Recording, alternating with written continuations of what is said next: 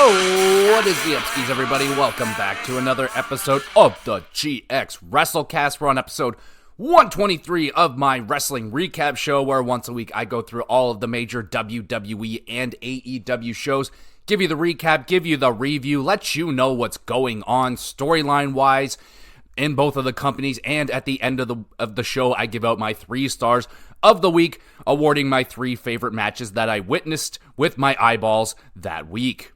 So we have a big week right here, the fallout of WrestleMania. Let us just dive into it with the Raw after Mania. We are still in Philadelphia, and we have Triple H. He comes out to a massive standing ovation. Triple H thanks the crowd, welcomes everybody to a new era, and the era's new undisputed Universal Champion, Cody Rhodes, comes out. Crowd goes absolutely insane, hitting Cody with the "You deserve it" chants, of course. Thumbs up for that.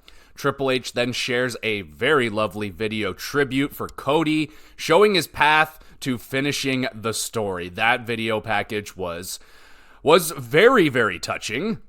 Rhodes and Triple H hug, and there is not a dry eye in the house. One of the most heartwarming moments I have seen in a long time, possibly ever. That was just delightful. Thumbs up for all that.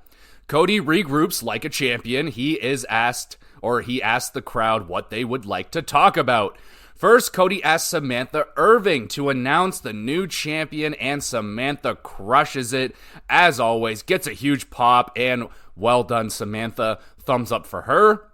Cody says he goes to work now for his daughter, not as a challenger anymore, but as a champion. Cue The Rock's music. He makes his grand entrance. Crowd chants Undertaker at Rock. That is very funny. His reaction was good. Rock milking the white-hot crowd. He's just absorbing all that heat, and just awesome right there. Thumbs up again.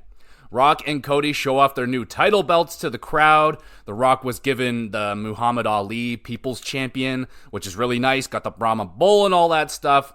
Rock asks Cody if he could hold the Universal Championship. Cody says, alrighty then. And then we get some "This is awkward" chants. The Rock says he must yet again leave for Hollywood for a little while, but he gets to hold the Universal Championship, so, he's going to have that, I held on to it, now I want this. So, pretty good. Crowd does the na-na-na-na goodbye chants. That is dope. And then Rock reminds Cody that he pinned Cody in the middle of the ring night 1 of WrestleMania.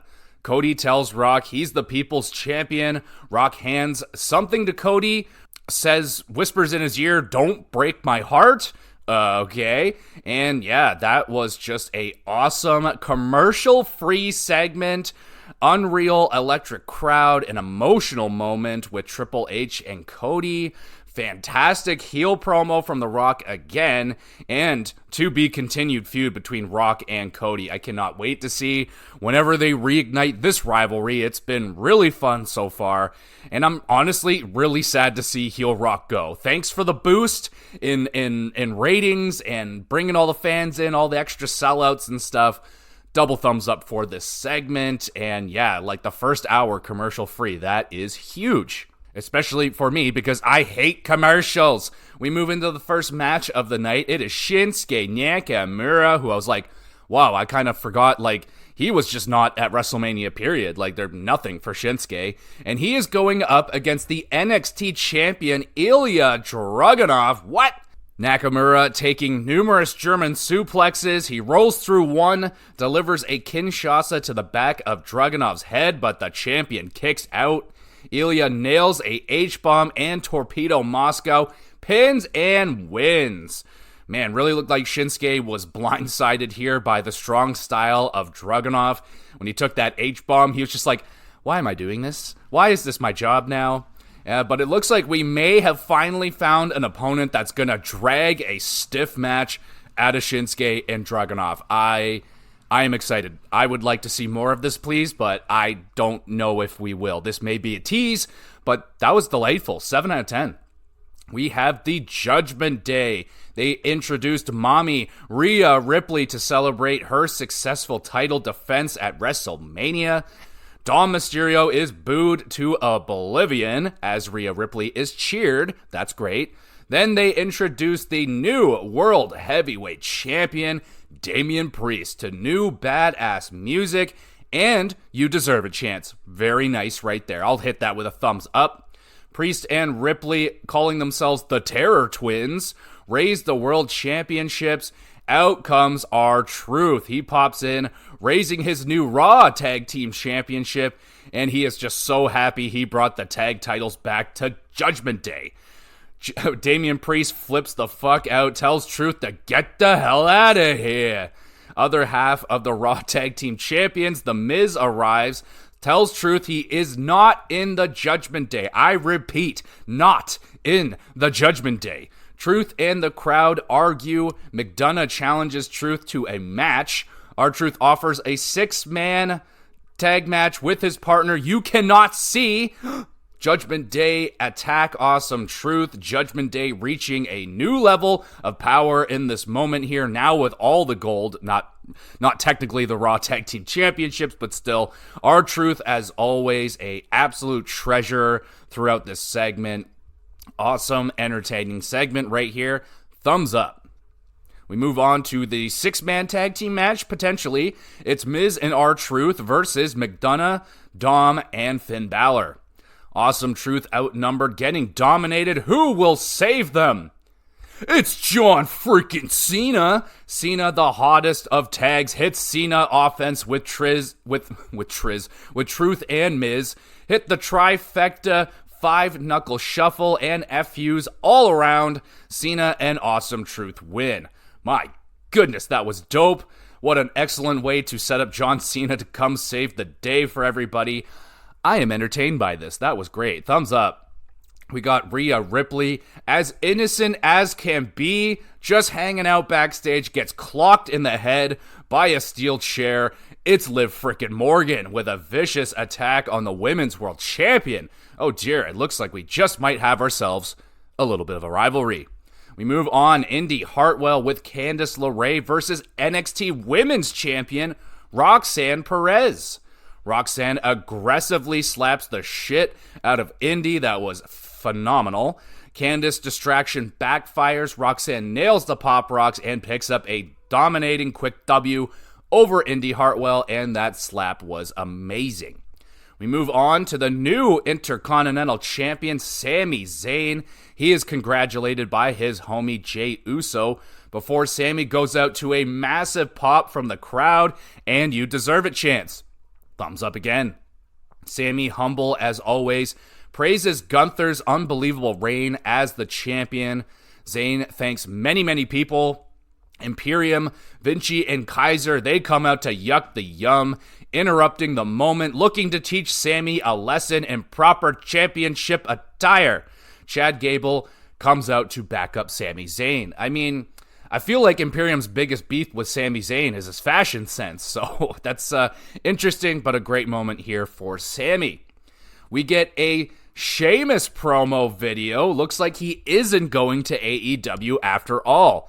My wife was blown away for like months now. She's like, oh, Sheamus is coming. He's going to show up in AEW. And then bam, we get this video on WWE. So yeah, it looks like Sheamus is sticking around. Fine by me. We got Gable and Sami Zayn versus Vinci and a Kaiser of Imperium up next. Chad Gable with a nice double diving clothesline to the outside takes out Imperium. Imperium, nice tag combo with the diving uppercut powerbomb combo thingy. Gable with a sweet counter German suplex. And Zayn and Gable stereo German suplexes. Haluva kick, Chaos Theory combo. Zayn and Gable pick up the W. Really good teamwork from Zayn and Gable, considering I don't know if they've ever teamed together before, but there's something there. Imperium, nice tag team offense throughout. This is a good tag team match. 7 out of 10. We have Jey Uso backstage. He says he's going to put a yeet down on everybody. Clever. Very nice. Nice wordage right there. We move on to Chelsea Green versus Jade Cargill. Green flips out, did not agree at all to a match with Cargill. Jade boots Green, nails the Jaded, and Cargill picks up her first win on Raw. Poor Chelsea, absolute trooper throughout this one. Her selling and freaking out was awesome. We have Sami Zayn offers Chad Gable an Intercontinental title shot next week in Sami's hometown of Montreal. Chad Gable accepts the challenge, and that is gonna be a banger. Can't wait for that one. Oh God, here he comes. It's Drew McIntyre. He cuts off a pissed off promo about the events that took place against him at WrestleMania, blames CM Punk for what happened, and Drew will get his revenge. A great, fired up, pissed off promo here from Drew McIntyre. I feel ya, brother. Thumbs up. We move into the number one contenders World Heavyweight Championship Fatal 4-Way match. Drew McIntyre versus Jey Uso versus Bronson Reed versus Ricochet in the main event. Bronson and McIntyre have a cool/funny stare-off because McIntyre is so much taller than Bronson. And then they just go shot for shot, beating the shit out of each other. Bronson buckle bombs Ricochet into Drew McIntyre, and then Bronson just goes on a path of destruction. Ricochet, insane 450 splashes Bronson through the announce table. Like, wow, that was amazing. Double thumbs up. McIntyre setting up the Claymore, but it's CM Punk out of nowhere. Grabs onto Drew's foot. Drew is 11 out of 10 pissed off, just screaming at Punk, but allows Uso to nail the super kick splash combo, and Jey Uso wins a title shot versus Damian Priest. Oh, damn you, CM Punk. How could you quit messing with Drew McIntyre? Kidding aside, though, this is all great. Awesome troll job from CM Punk. McIntyre's reaction was freaking excellent. Thumbs up for that.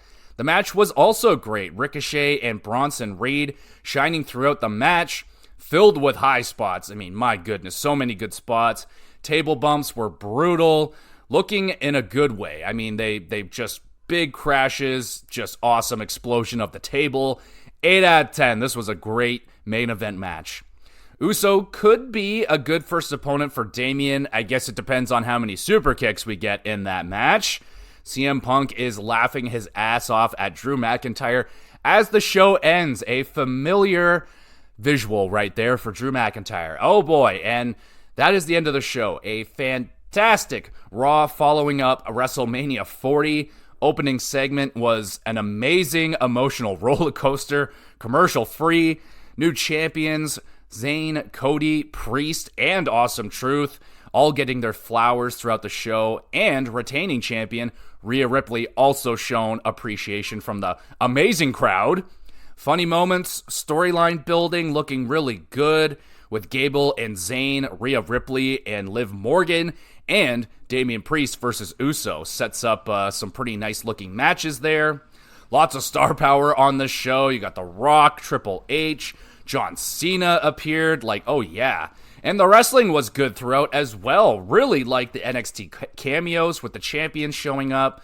Crowd was superb, like I said. Philadelphia, amazing job this week. Thumbs up for you guys. And probably the biggest Raw of the year. I feel like they absolutely knocked it out of the park with this show. 9.5 out of 10 for this Monday Night Raw. Freaking excellent job. Check it out. Let me know what you thought of the show if you did check it out. And we'll go now to NXT. And we are kicking off the show with new NXT Women's Champion, Roxanne Perez. She cuts a promo bragging about her second reign now as the NXT Women's Champion.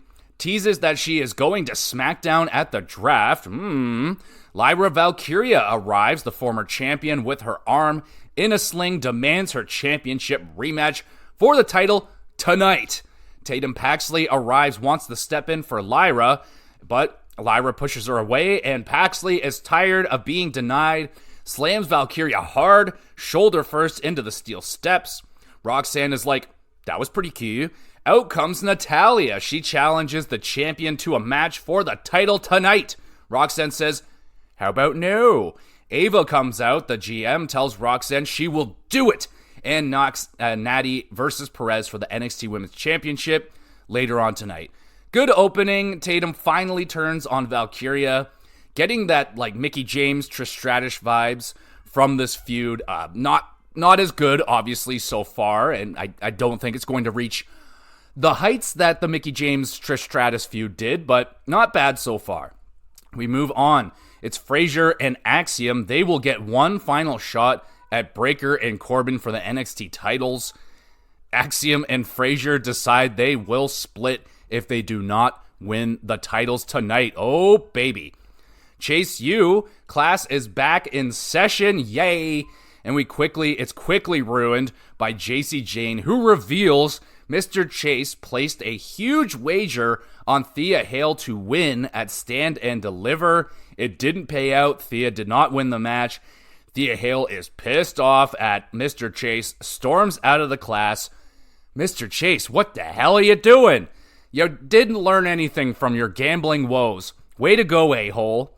We move on to a tag team match. Kiana James and Izzy Dame versus Kalani Jordan and Fallon Henley. Kiana Big Boot picks up the W with some shenanigans throughout with Izzy. Solid chemistry between the new-ish partners, Kalani and Henley. They're still pretty new with each other, so yeah, it was an okay match, not much. Wasn't paying all that much attention, admittedly. The family and the No Quarter Catch crew, they're talking shit with each other backstage, so that could be a potentially good, stable on stable rivalry. That could be good. I'm down with that. We have Scripps with OTM versus the newcomer, Javon Evans. I believe they said Javon is 18 or 19 years old, just insanely young. Evans shows off the high-flying skills with major hang time on a cutter. Stole my cutter. That was dope, though. That was a really nice cutter. Dive to the outside, takes out ODM. Evans, top rope twisting elbow drop, puts down Scripps for an impressive debut for the 18/19-year-old Evans. Really good selling, high flying, kind of like Scripps with the little bit of that Cirque du Soleil flair to it with Javon Evans. Pretty impressive debut, and not a bad match either. 7 out of 10.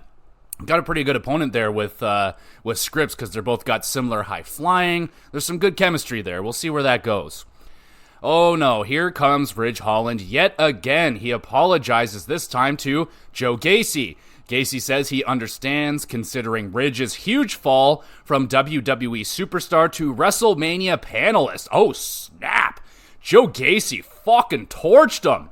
LWO says they don't buy Ridge's empty apologies. Ridge blows at gasket and storms off. Again, what the hell are they trying to do with Ridge Holland? I don't know what you want the crowd to do with this man. Like, do you want us to feel bad for him? Do you want us to have sympathy? Do you want us to hate him? Like, right now, he's just a mess, an utter mess. Now we move on. NXT, a women's championship match. Roxanne Perez defends against Natalya. Roxanne with the good old-fashioned bitch slap, and Natalya responds with a good one of her own. That made me giggle. Thumbs up. Natty locks in the sharpshooter. Layla Vice appears to deliver a cheap shot to Natalya for some reason. Pop rocks from Roxanne, and the champion retains. A solid first retention for Roxanne. Natalya, solid performance, and the match was solid as well. Lola interference against Natty is odd. I don't know where that's supposed to go. We might find out later.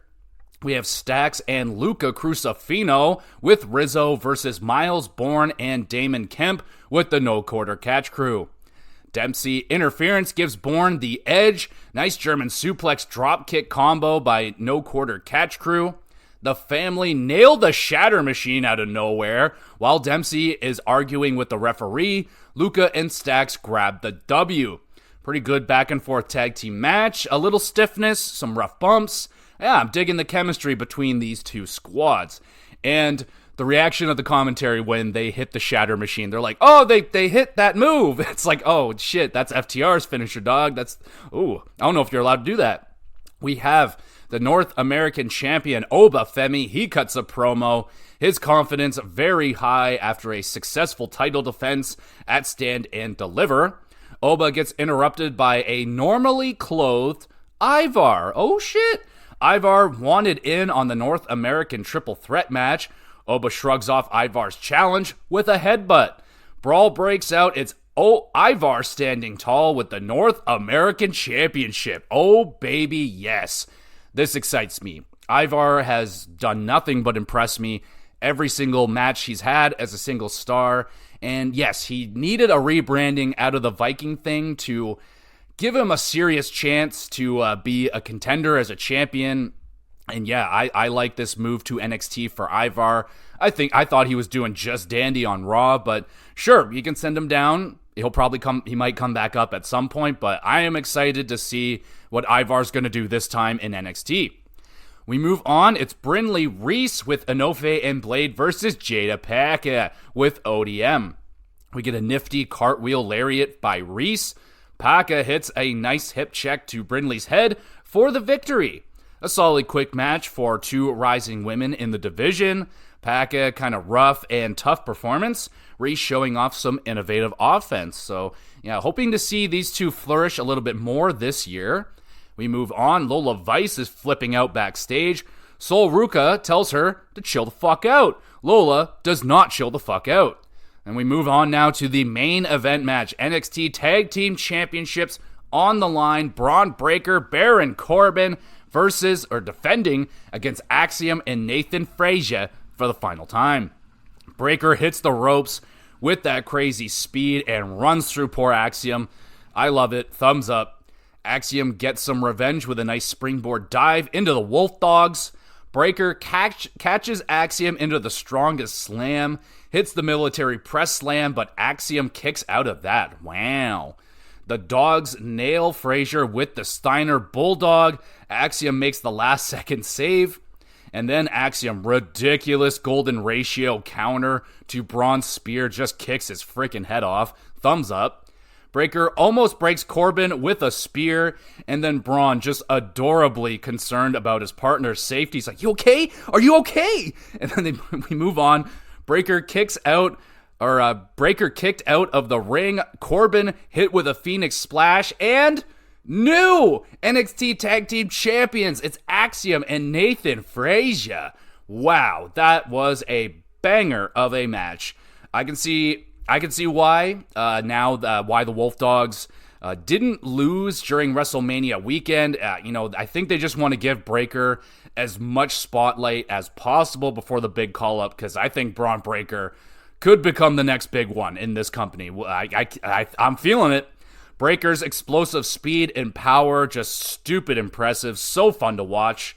Got a lot more out of the odd couple team of Breaker and Corbin than I think anyone could have expected. I was like, oh, it could be fun, but it was excellent. I had so much fun with this team. The brewing bromance between them was amazing, and the matches were really good. Mostly it's Braun Breaker's team, but Corbin was back there doing his thing as well. He didn't take anything away. Axiom and Frazier, awesome performance tonight. Frazier might be the second fastest on the roster. He was flying out there as well. Nice high flying. Near falls were epic. Fantastic match. 8.5 out of 10. And we finish off with Trick Willie. He cuts a promo. Crowd super hyped up for Trick's big W at Stand and Deliver. Trick calls out the NXT champion, Ilya Dragunov.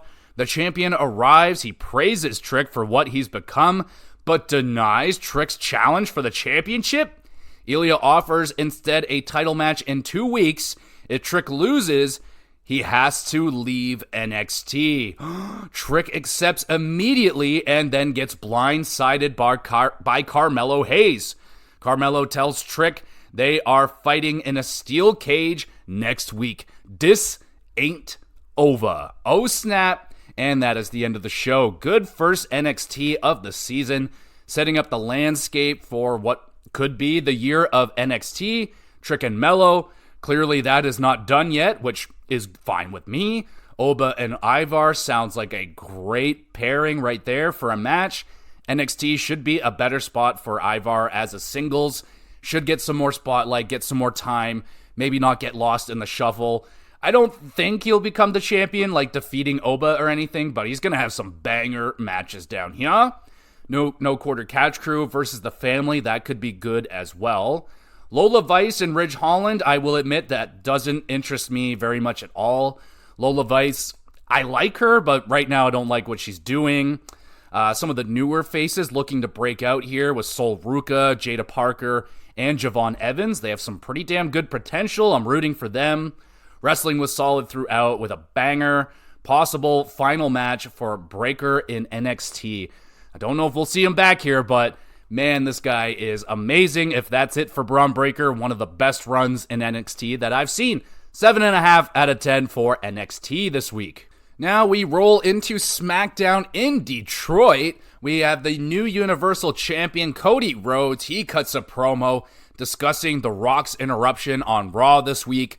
Cody awaits Rock's return from Hollywood, whenever that's going to be. Probably sometime around WrestleMania season, The Rock might pop back out. Throws some potential challengers' names out to the crowd to respond to, like Bobby Lashley and Kevin Owens getting some nice responses. Good, confident promo from the new champion right here. Thumbs up.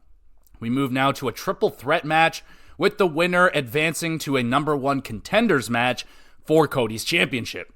So we have LA Knight, who gets a massive pop from the crowd, versus Bobby Lashley versus Santos Escobar. Lashley hits a power bomb Tower of Doom in the corner. Legado team up on LA Knight with a triple power bomb. Profits and B-Fab fight off Legado. Lashley misses the spear, crashes into the post because he has to every single match. LA Knight nails Santos with the BFT, pins and wins. LA Knight moving on to the number one contenders match. A pretty good triple threat match, kind of short, a lot of shenanigans going on. Could have been better. We move on. It is Paul Heyman and the Bloodline. They're in the ring. Paul Heyman defending Roman's defeat at WrestleMania, claims that Roman's revenge against Seth Rollins for the what the hell is that tandem called way back in the Shield. Roman wanted revenge for the Shield, and that blinded Roman just long enough for Cody Rhodes to win the match. Paul is cut off mid-rant by Solo, who reminds Heyman that losses demand consequences, and consequences means change. Oh my god. Solo goes to Jimmy Uso, tells him that he loves him, and then proceeds to beat the bejesus out of Jimmy Uso with new member of the Bloodline, Tonga Haku. What the fuck? Heyman, shocked, he tries to interfere. Solo smashes Paul's phone, proceeds the vicious beatdown on Jimmy. Whoa. Not the direction I thought that was going to go. I thought Solo was going to call out Roman Reigns for losing, but no. Goes over to Jimmy, beats the shit out of him. And wow, the buildup of Solo continues with a big step tonight, adding a new ally, and shows more dominance over Heyman. Oh, buddy, man. I'm really liking this slow build of Solo Sikoa.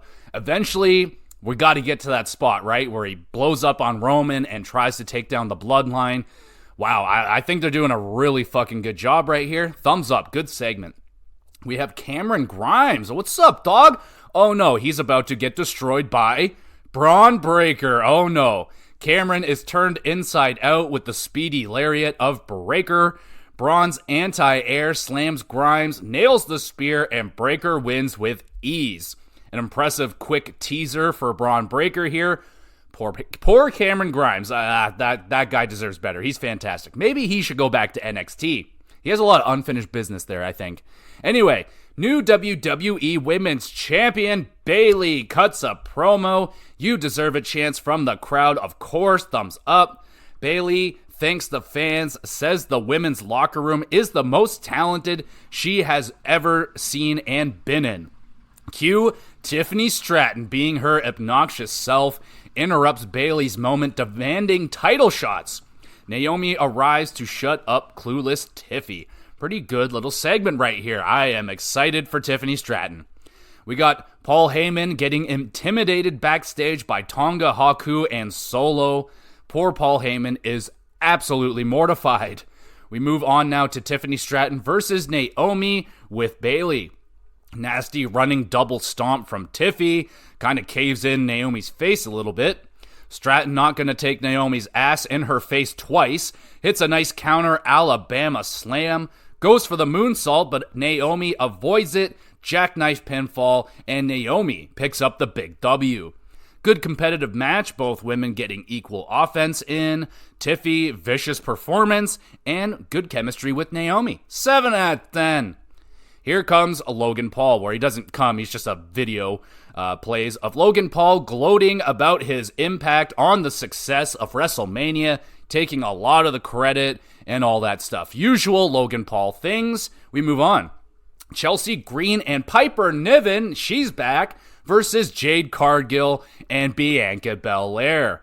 Piper tries, but the combined power of Jade and Bianca is just too much. Chelsea, no chance, immediately destroyed by Cargill's jaded yet again. Poor Chelsea. So far, I must say, I'm enjoying Cargill's transition into the WWE, hooking her up with Bianca.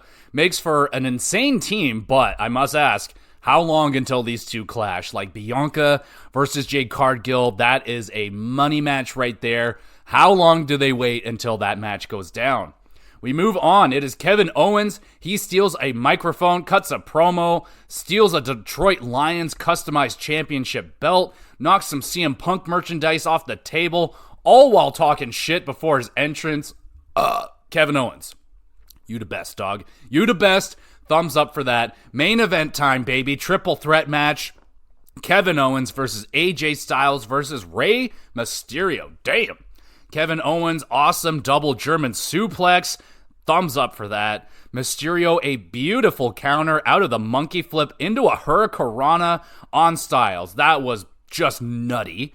AJ with an avalanche Styles clash to Rey, simultaneously squishing Kevin Owens on impact. Styles wins this match. There you go. Banger right here. Absolute banger of a match. AJ and Rey have nasty welts on their bodies. Hard-hitting match. Ridiculous counters. The final few minutes were absolutely insane. Like, just batshit crazy. Clean fight, too. No shenanigans, no weapons, nothing like that.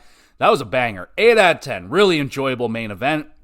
AJ Styles will face his best friend, LA Knight, for a shot at the Universal Championship. That should be a lot of fun. Yeah.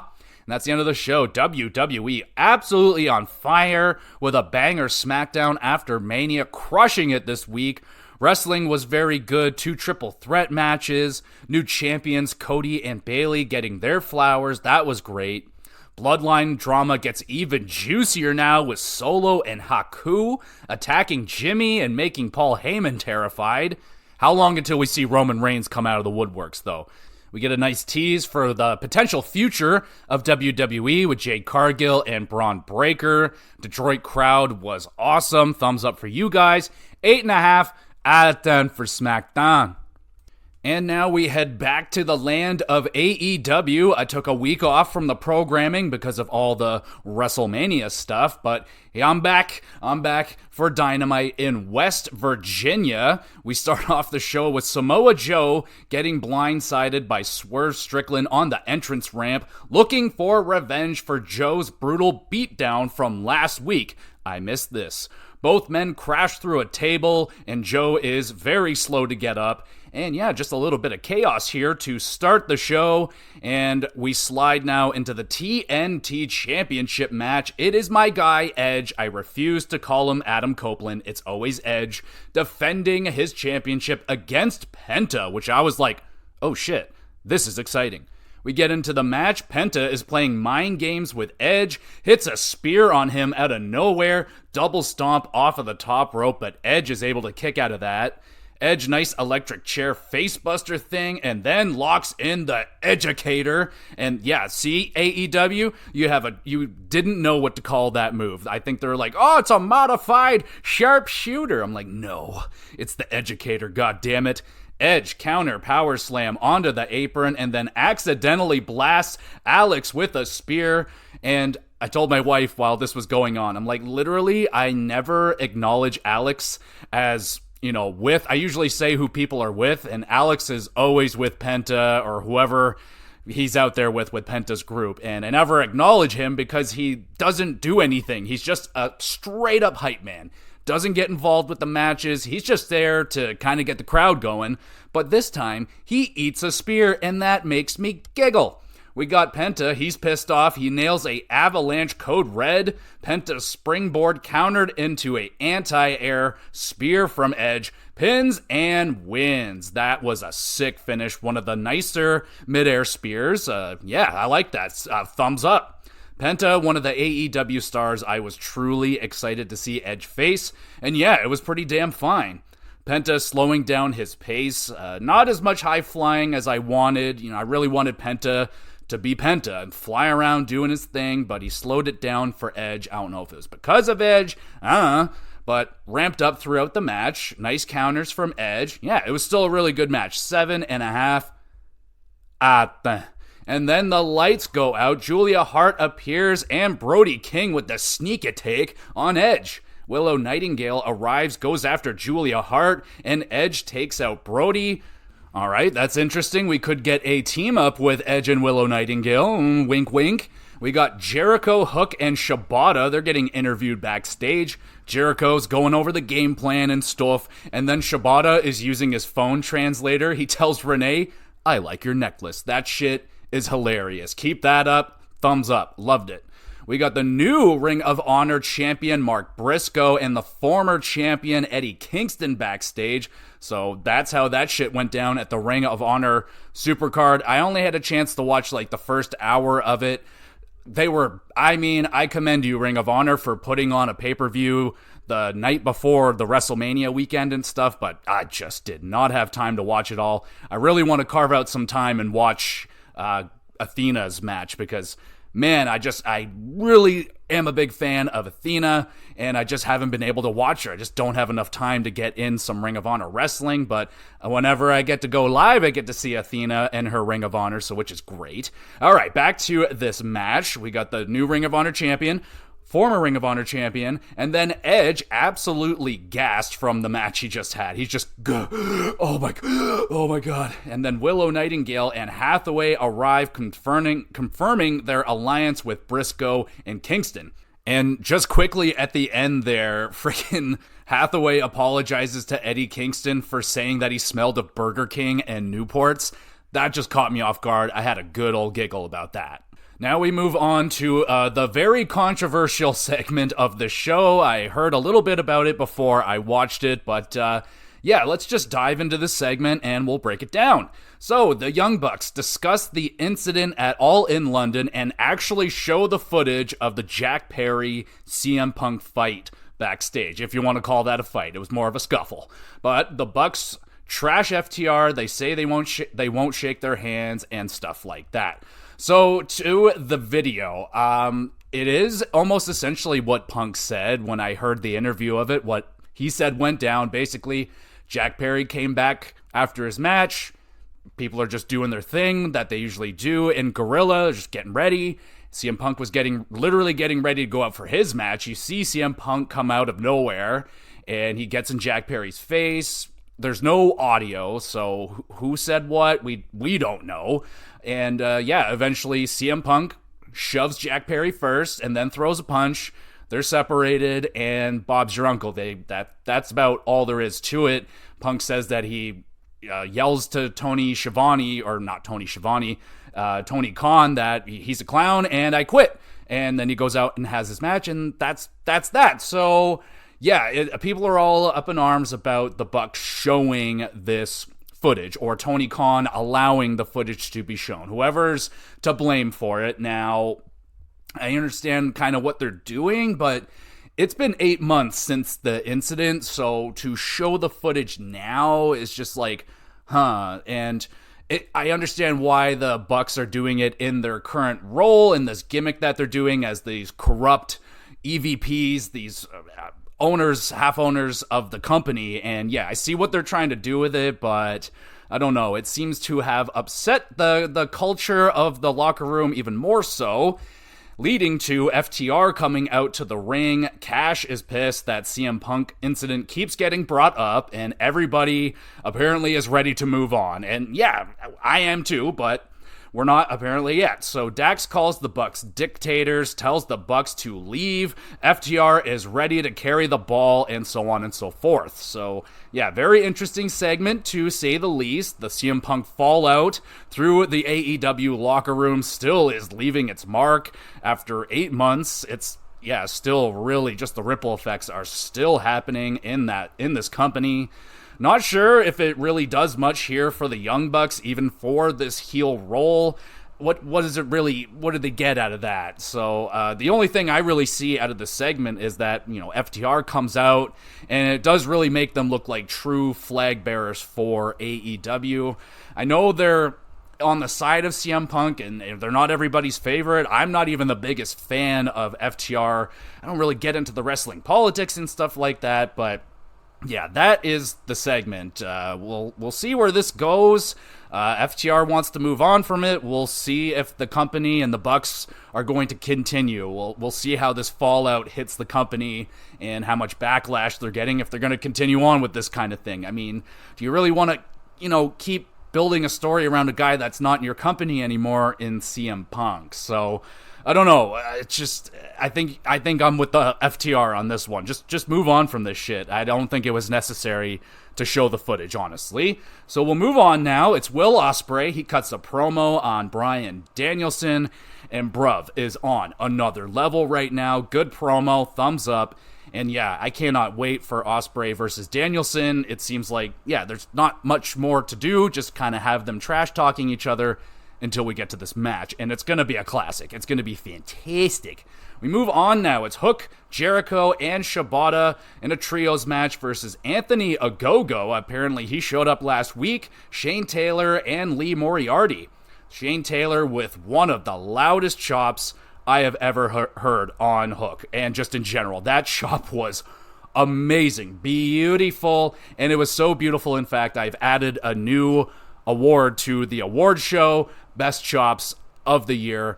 And yeah, that should be a lot of fun. Shameless plug, if you haven't listened to the awards show, go back there and check out the awards for the last season of the GXWrestleCast. It was a fun-ass episode. So anyway, thumbs up for that amazing chop, Shane Taylor.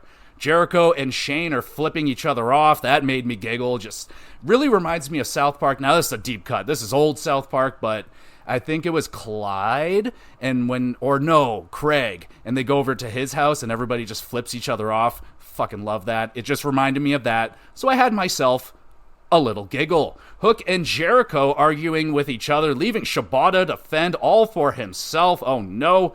Taylor slams Shibata, and Shane Taylor Productions with the W. Taylor's chops were sickening onto Hook.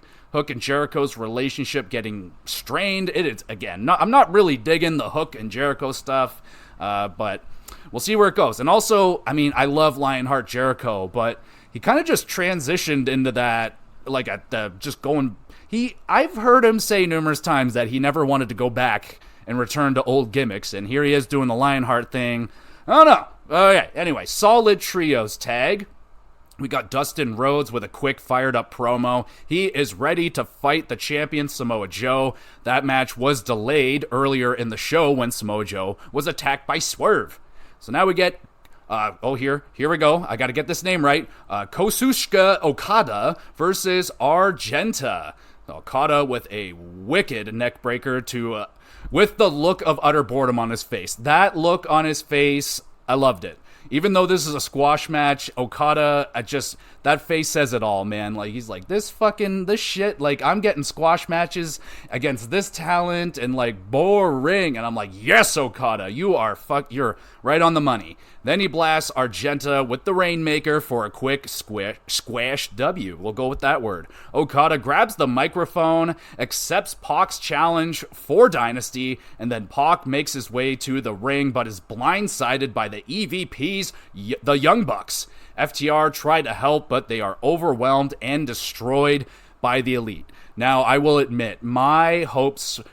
Oh, man, when Okada grabbed that microphone, I thought he was going to, like, bash Tony Khan or AEW for giving him I'm not to be mean to this guy, but no-name talent. Like, why? I'm Okada. I am the champion.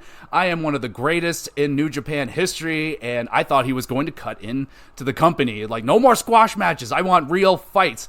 And then he just accepted a challenge for a match against a real opponent, which is fine, but, I got so excited when he grabbed that microphone. Anyway, we move on. Quick promo here from Bullet Club Gold, who retained their trios titles at the Ring of Honor Supercard, and then they get jumped by the Acclaimed after. Revenge will be had.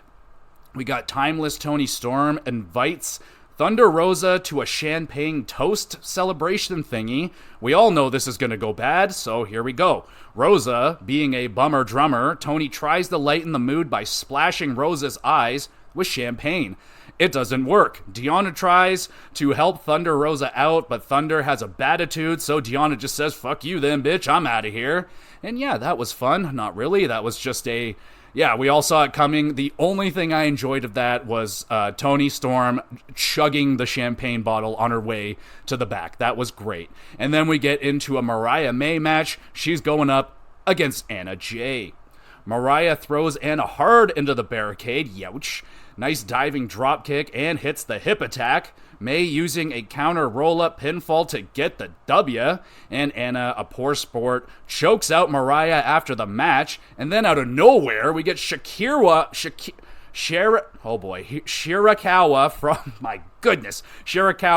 from Stardom Wrestling, my bad. She runs down to save May.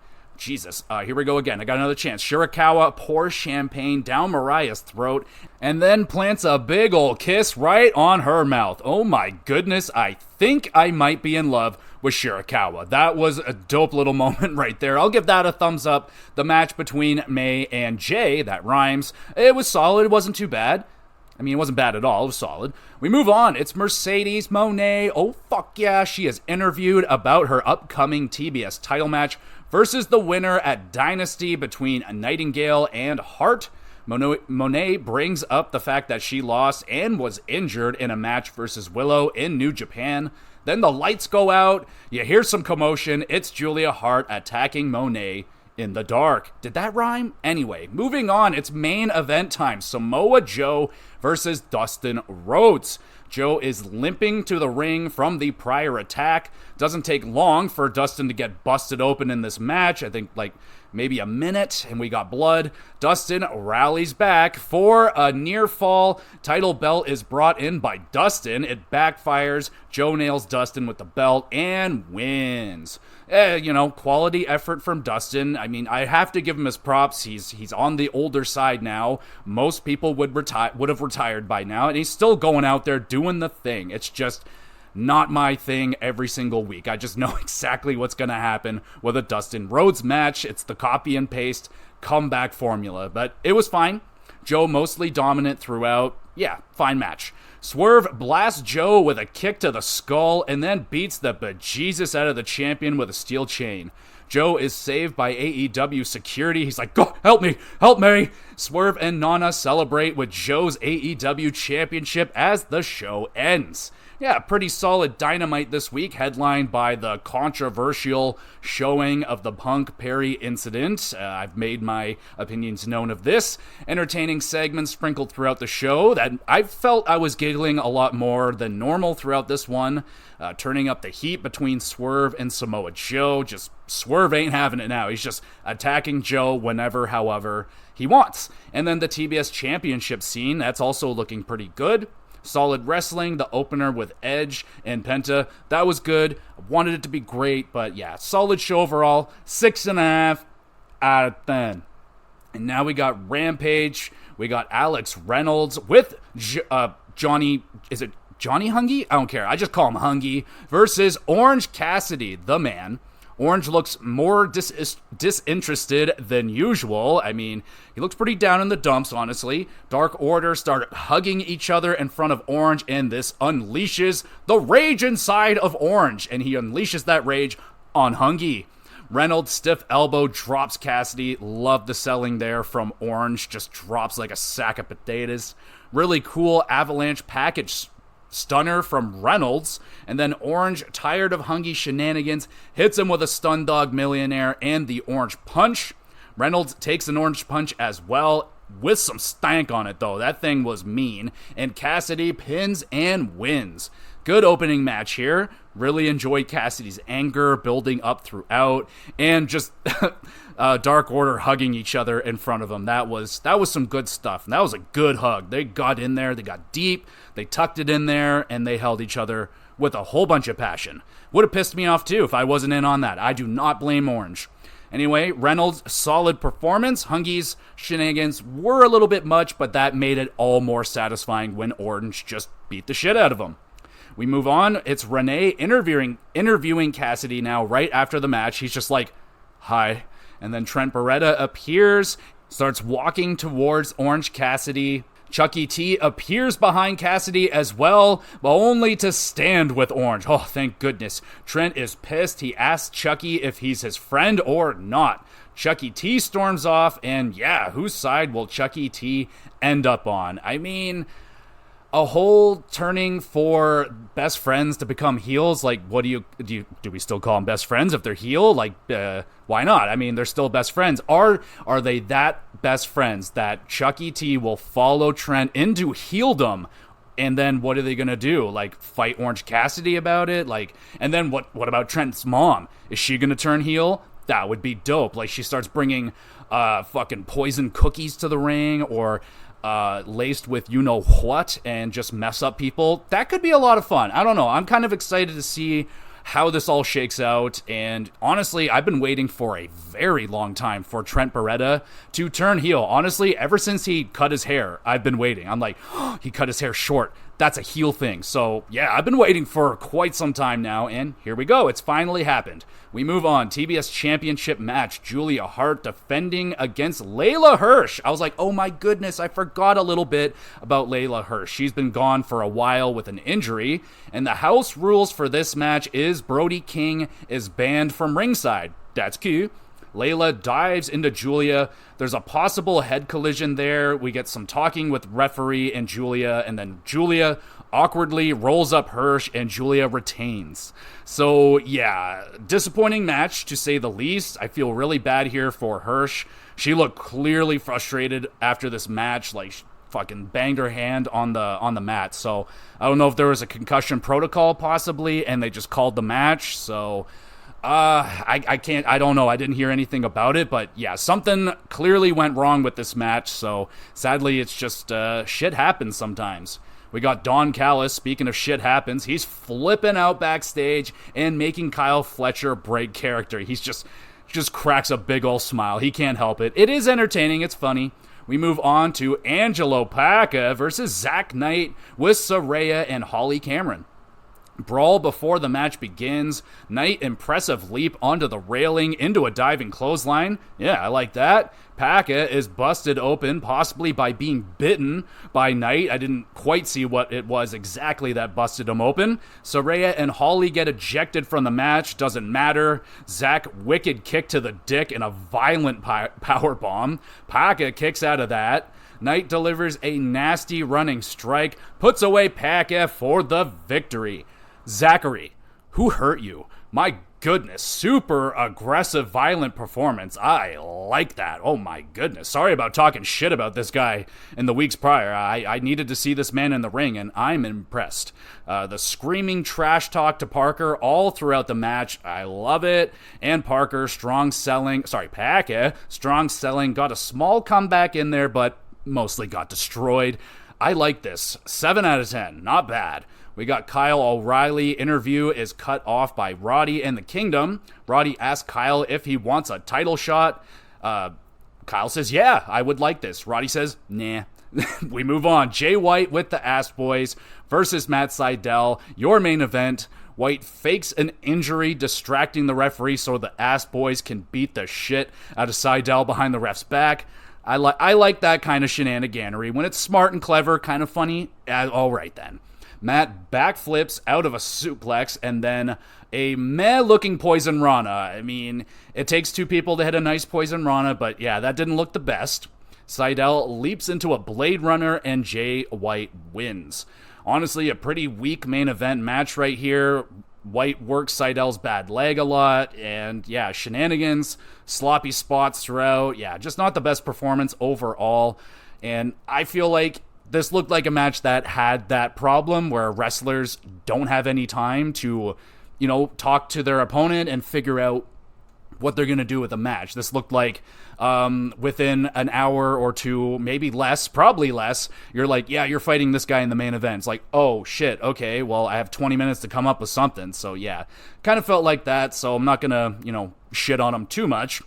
But, yeah, that's the end of the show. At least now there's a storyline I can sink my teeth into with Trent Beretta's betrayal and the fallout of best friends and what the fuck Chucky T's going to do, what's going to happen with Orange Cassidy, and what the hell is going to happen with the mom? I can't remember her name. Sue. There it is, Sue. Yeah, so pretty good storyline. I like that. And then Zach Knight really impressed me, not to be rude, but maybe we move Zach Knight off of Angelo Paga and get Zach Knight in the ring with another psychopath like fucking Brody King or even Bryan Danielson. Like now I want some Zach Knight in the ring. Like, I'm impressed. I'm into it. Now this guy's not just screaming into people's faces in the back. So, yeah, I'm interested in Zach Knight. So, yeah, give me something. Give me a bigger match, and I'll like that. No offense, Paka, but there you go. TBS title match and the main event, admittedly, kind of stunk. So, 5 out of 10 for Rampage.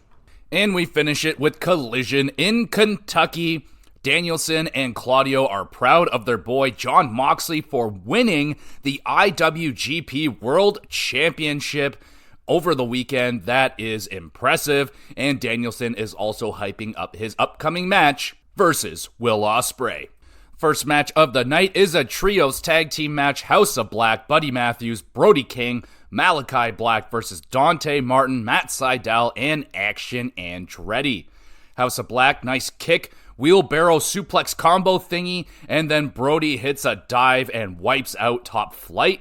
Buddy and Malachi backstabber powerbomb combo, that was a good one. Malachi moonsault dive to the floor, hits Dante and lands on his feet at the same time. My goodness. We get a super kick party from Top Flight, and then Brody decapitating on Andretti with a brutal clothesline. Goodness gracious. House of Black triple team counterattack on Sydal to pick up the W. House of Black, a well-oiled machine in the ring, working together great. Brody also super vicious performance as always. Malachi was looking really good as well. Top Flight not at full power without Darius. They had some moments in the match, some nice tag combos as well. Their selling was great. 7.5 out of 10. Good opening match. We got Toni Storm. She gets interviewed, asked about the kiss from last week or whatever. Mariah brushes that aside. Toni focused on her match versus Azumi later and the title defense at Dynasty. We move on to Katsuyori Shibata versus Lee Moriarty with Shane Taylor Promotions. Anthony Ogogo is on commentary as well. He delivers a cheap shot to Shibata while the referee is distracted. Shibata no selling chops like an absolute badass, and then both men are trading boots to the head with each other. My goodness. Shibata wicked penalty kick, and that ends Lee Moriarty's night. Shibata with the W. Good hard-hitting fight here. Shibata, great performance. Moriarty, good work as well. 7 out of 10. Shane Taylor attacks Shibata after the bell. Out comes Hook. He gets in Taylor's face, and it's Shane Taylor backing down to Hook. What a check-in. We move on. It's Ring of Honor Women's Champion Athena and new Ring of Honor Television Champion Billy Starks. They get interviewed. Athena says she is going to make an example out of her opponent, Red Velvet, tonight. But first, we got Danny Garcia versus Angelico with Serpentico. Danny dancing with his crotch in Angelico's face. That was funny. Good selling from Angelico. Garcia leg lock applied and Angelico taps out. Garcia picks up the W. Fine match. Shockingly, no dance-off between the two dancing guys. I was a little bit like, missed opportunity right there. We move on. It's Pac. He cuts a promo on Okada. Thanks Okada for hitting him in the chair because it woke up something in Pac. Oh no. Good intense promo here from Pac. Missed this guy. Really looking forward to his match versus Okada. That should be special. Now we go to the Women's World Championship Eliminator match. So I'm guessing if you win this match, you'll get a title shot versus the champion. If you lose, you get rather eliminated from title contention, or you get pushed back down to the bottom of the list. Might have been some stuff they discussed last week, but that's what I'm getting out of it. We got Toni Storm with May and Luther versus Azumi with Anna Jay. Toni hip attacks Azumi off of the apron. That looked pretty nasty. Anna Jay and May fight with each other to the back. Azumi with a top rope kick from the top. That just looked really nasty. It was like a kind of a drop kick, but Toni was on the ground, so I don't know, it just looked brutal. German suplex from Toni dumps Azumi right on her head and then hits the nasty hip attack and Storm Zero. Timeless Toni wins. Really impressive performance from the 21-year-old Azumi. She looks great, working really well with Toni, who was entertaining and vicious. 7 out of 10. Good match. Toni and Mariah celebrate with some champagne, and Toni women handles Mariah, who is just loving it. She's like, oh my gosh, just throwing her around and stuff, and very interesting, very good. We get a quick Red Velvet fired up interview. She is ready to take on Athena for the title later tonight. Ring of Honor World Champion Mark Briscoe, he calls out House of Black, tells them that he's going to bring the violence at Dynasty. I absolutely believe you. And then we get Tony Schiavone interviews Thunder Rosa, who delivers a very passionate promo, looking to reclaim the AEW Women's Championship for her people. Thumbs up, good promo. And then the Young Bucks, they announce, will face FTR at Dynasty in a ladder match. Oh, baby, yes, thank you. Main event time. Powerhouse Hobbs, Powerhouse, and Kyle Fletcher versus Bryan Danielson and Claudio Castagnoli. Yes kicks to Fletcher and then the running knee strike to Powerhouse. Fletcher blasts Danielson with a boot upside the head. How you doing? European uppercut sends Hobbs flipping over the barricade, and then we get a little brawl in the crowd. Bryan kicking Hobbs right in a fan seat, right in front of everybody. They were loving that. Fletcher wants to slam Danielson on the exposed concrete, but the padding just won't cooperate. Danielson ends up fucking reversing it anyway. And then Danielson with the super backplex into the label lock on Fletcher, but Hobbs is there to make the save. Claudio gets the big swing on Hobbs and gets the big man spinning really good. Locks in the sharpshooter, and that is broken up. Everyone is trading shots in the middle of the ring. That was an awesome moment. Thumbs up for that. Claudio nails a Death Valley driver on Hobbs. We get another near fall. Claudio diving Hurricanrana off the announce table, nails Fletcher with the neutralizer, and Claudio and Danielson grab the W. My goodness, what a battle. Well over 20 minutes of a match right there. Slow build to the hot tag, but after that hot tag went down, it was like non-stop action. Tons of near falls, stiff shots, big bumps, bodies flying everywhere. Heck of a main event match. 8 out of 10. And then Danielson is attacked by Takeshita, delivers a brainbuster onto the ramp that just looked vicious. And that's the end of Collision. Enjoyable Collision this week. Solid balance of wrestling, segments, and promos, though they did throw in a few too many promos and interviews there at the end, all bunched together. They should have spread that out a little bit. Wrestling was good throughout, hyping up Dynasty a good amount, added a ladder match stipulation, which of course has me sopping wet, just sopping. 7 out of 10 for Collision, and then they slide right into Battle of the Belts 10. We have Shibata using his phone translator to hype up Hook before his match. I love that. And it's FTW Championship match time. Hook defends against Shane Taylor with a go-go. Hook aggressive out of the gate, throwing many strikes and pandering to the crowd a whole bunch. Taylor slows down Hook with some really meaty chops, big apron leg drop. Hook battles back, hits a couple of suplexes on Taylor, who is at least twice his weight, so very impressive. Hook is then squashed by Taylor's big splash. We get a near fall there. Hook locks in the red rum, Taylor smashing Hook into the corner, and then falls back, forcing Hook to let go Only for a moment, though. Hook locks it right back in. Not that good looking at all. He barely has any of Shane. Regardless, Shane passes out. Hook retains the FTW title. I would say one of Hook's better matches, suplexing Taylor. That was really impressive. He still, got some things to learn. There was like a big Uranagi that he took, but he didn't fully commit to the bump, and he fell on his legs and stuff.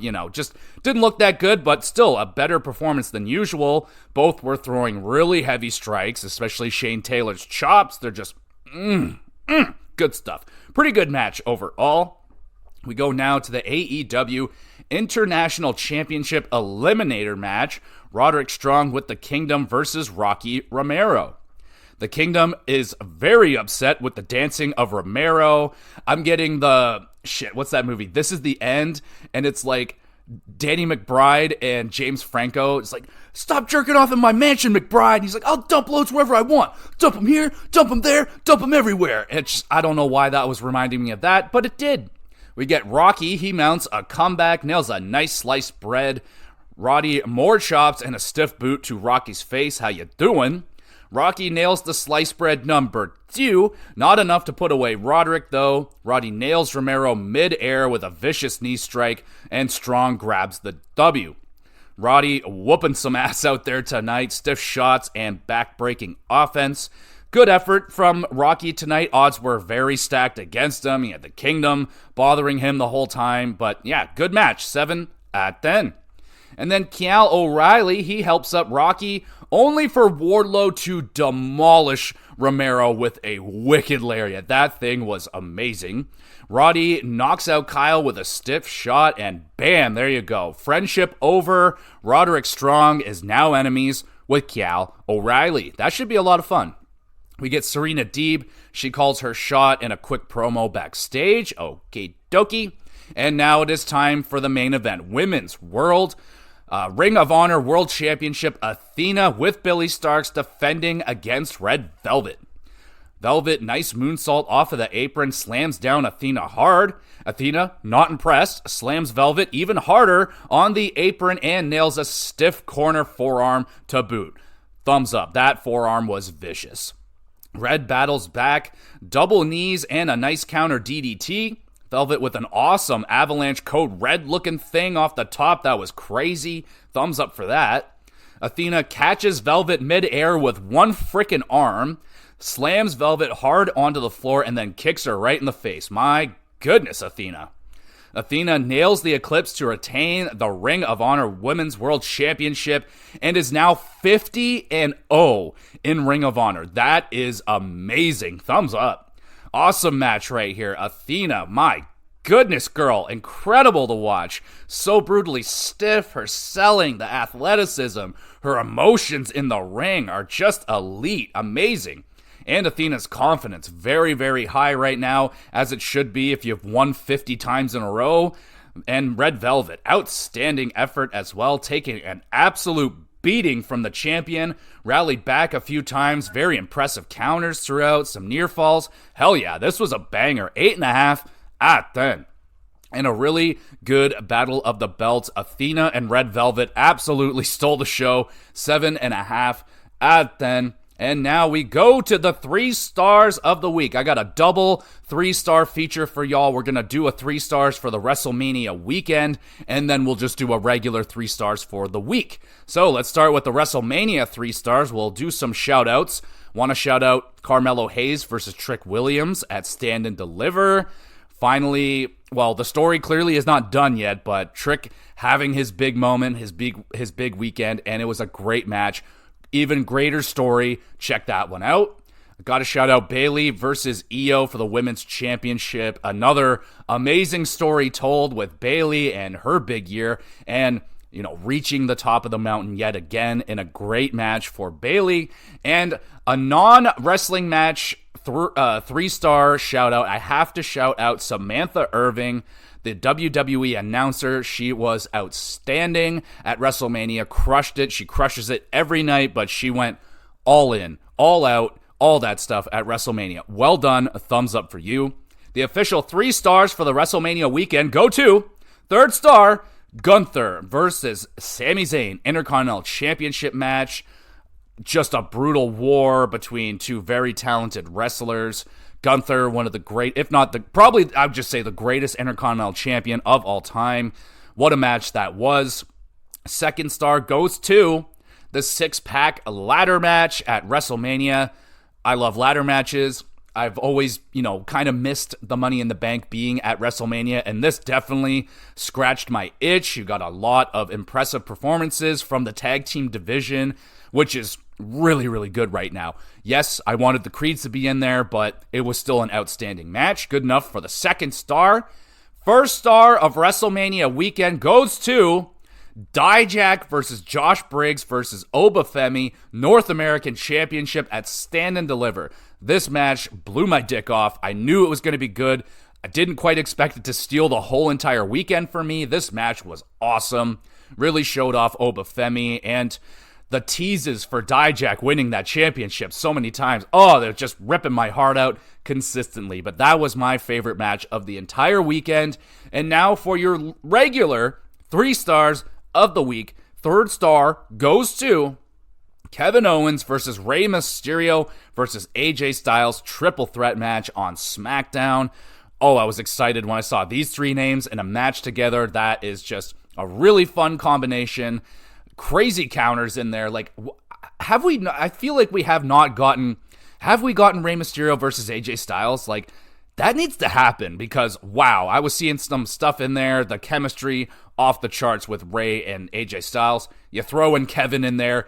Great match. Good enough for the third star. Second star goes to the Wolf Dogs versus Frazier and Axiom NXT Tag Team Championship match on NXT. The rematch was awesome. So freaking good.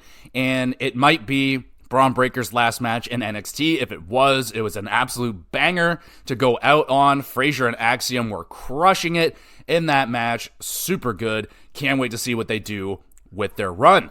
Now, the first star of the week goes to Athena versus Red Velvet Ring of Honor Women's Championship match at Battle of the Belts 10. Wow. I really want to make more time for Athena. She is outstanding. She is so fucking good right now. Like, she might be the best woman in the world right now. She just in only that one viewing, I was so impressed. Like, everything that she's doing, her skills are so honed in right now. Like, wow. And she has become one of the most brutally stiff wrestlers out there right now. I am loving it. And Red Velvet, an awesome performance for her. She continues to get better and better and better. Good enough for the first star this week. And that's the show, everybody. Thank you so much for listening. We're back on track now. We're beginning our new season for the GX WrestleCast. So I'm excited. It's going to be a lot of fun. We got Dynasty coming up next week, so we'll have the extra review next week for Dynasty and the regular recap and all that great stuff. There should be a nice hockey cast for you next week, talking about the playoffs, and then the Gamercast. I don't know what I'm going to do with the Gamercast just yet. Maybe the Yakuza Like a Dragon review. If not, there'll be something else for you, so stick around with the GX Plus cast. There's a Twitter page, YouTube channel where I upload all of these videos and episodes live. You can go over there and watch them. Great place to drop a comment. You have any questions you would like answered live on the podcast, I'll shout you out. All that good stuff. Answer your question. Drop a comment on the YouTube channel, the video. Send in an email. Hit me up with a message on Twitter. All that stuff is good. And you want to be even more good, hit that like button, hit the review, hit the stars, do whatever you gotta do to help the little guy over here grow the podcast just a little bit more. And there you go, everybody. Hopefully it's a good day out there for y'all. It's a pretty nice Sunday here in Canada, but wait, it's not Sunday. It's Monday. It's Monday. Dang. All right. Well, it's Monday, so, it's that. So enjoy the rest of your day. Hopefully you enjoyed the podcast and stick around with some more GX Plus Cast.